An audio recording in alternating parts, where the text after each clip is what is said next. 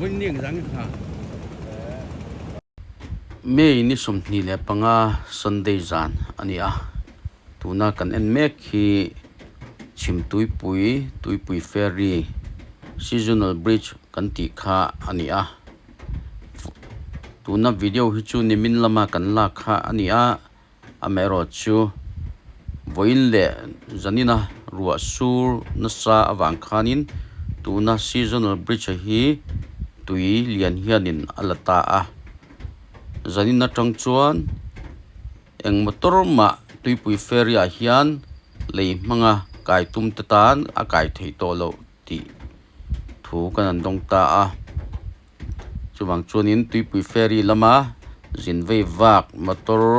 kaltur te tan tuipui ferry lama chuan marbot mang lo chuan a kai thei to lo ani helai seasonal bridge tun kan hmu mek a hi tui lianin alato ani ti kha anin hriat tir ni sela thom e ferry lam pangin mo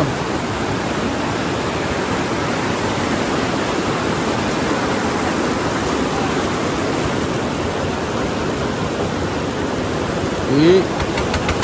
quang khúc mấy là hi kan hmu lốc ni chu hey là cái cô hi hey alla vek a hor vek to hay hian do bel ya he a hor na sa to khop mai voi khat wa sura te ma len do chuan a zo thei to lo ban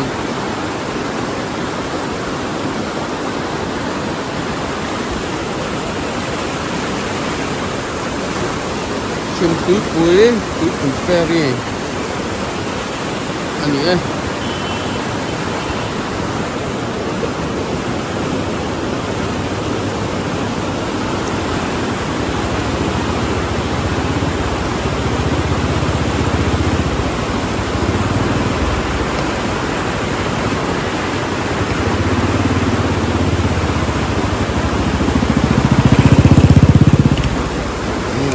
tang ti hum ne me ya se a chen pa ngai ni sa se la ya hey chol ne inan siam ang chi to ko kha la vek to an pin pui do te po chi vek to